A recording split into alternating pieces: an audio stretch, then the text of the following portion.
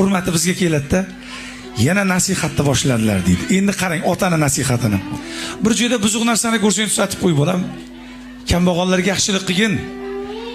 Ko'cha-kuyda ivirsib yotgan joyda ko'rsang tozalab qo'ygin.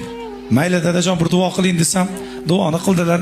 Ozgina kayfiyat buzilib ketdim. Borsam deydi, davlat ishxonalarida rishotkali darvoza bo'ladi.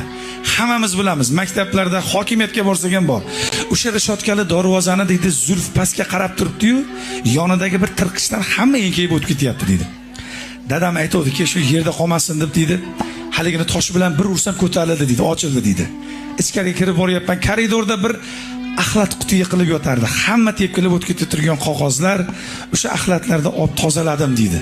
Dadamning gapi yurakda shu bir qalbimda qolgan ekan. Keyinchroq yonib qolib ketib shuni o'chirdim deydi. Ichkariga kirib boryapman deydi. Past domlaning ovozi eshitilib turardi.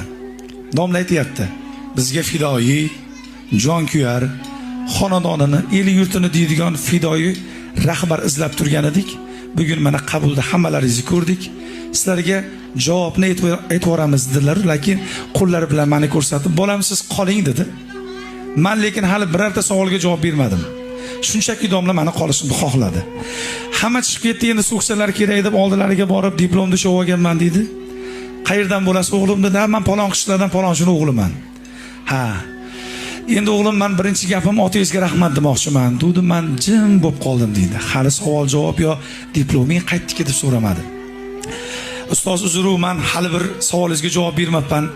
Shu rahmat sababini bilsam bo'ladimi?" desam, haligi darvozani eslatdi. U darvozani deydi, biz o'zimiz buzug'ini qo'ydirib qo'ygandik. Boyagi axlat qutini eslatdi. Men kirib ketib bir tep kirib ketdim deydi, birortasi tozalab qo'ymadi deydi. Hamma o'zini manfaati uchun bosib o'tib ketyapti.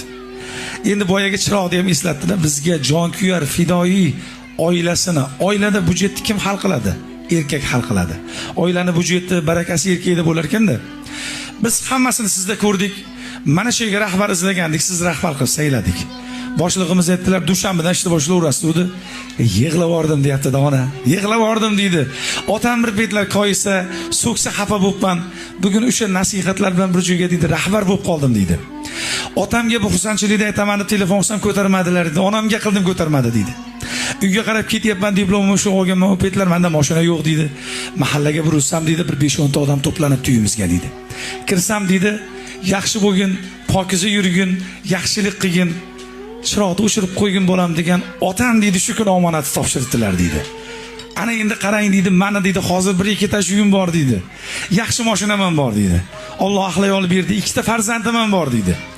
Lekin nasihat go'yim yo'q.